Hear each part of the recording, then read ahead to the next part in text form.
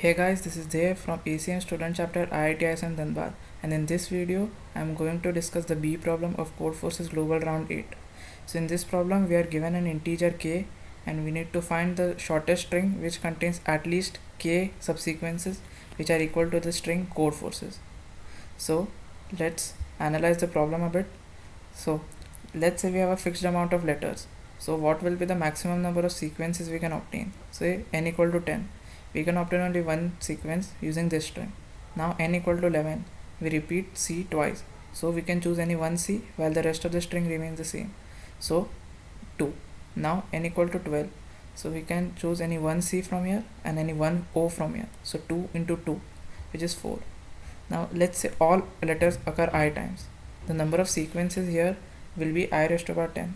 So we loop over all i's till we find some I which is I raised to power 10 which is greater than k. So this will be the upper bound of our answer, but we can find a smaller string. How? Let's say some letters occur I times while some other letter occur I minus 1 times. Still, it is possible that the number of sequences are more than k.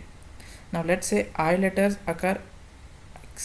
letters occur I times, then rest of the letters will occur I minus 1 times.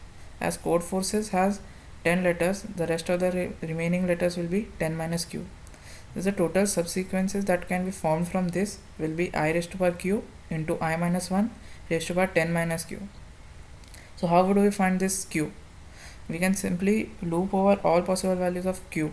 There will be only 10 possibilities, and the minimum value of q which we can obtain will contain the shortest string. So after finding this, our final answer will be the first q letters occurring I times while the remaining letters occurring I minus 1 times. Let's look at the code for this one. We initialize the string Codeforces. Now we input k and we find the minimum I such that I raised to power 10 is less than k. We can find it this way. The power function works in log n complexity. Now we loop over various q's in reverse order to find the first q such that I raised to power q into I minus 1 raised to power 10 minus q is less than k. And once we find it, we increment this so that we can get our optimal q. Now for the first q letters, we need to write the string strj I times. For the rest of the letters, we need to write the letter I minus 1 times. So this is the code for it. Now let's analyze the complexity of this one. So this loop runs, this power function runs in log n complexity. Well, let's see how many times this loop can run. So as you can see here, 40 raised to power 10 is somewhat equal to 10 raised to power 16.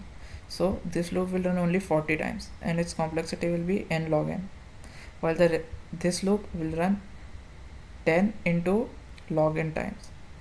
So thus from this we can conclude that it can run in the given constraints. Thank you for watching.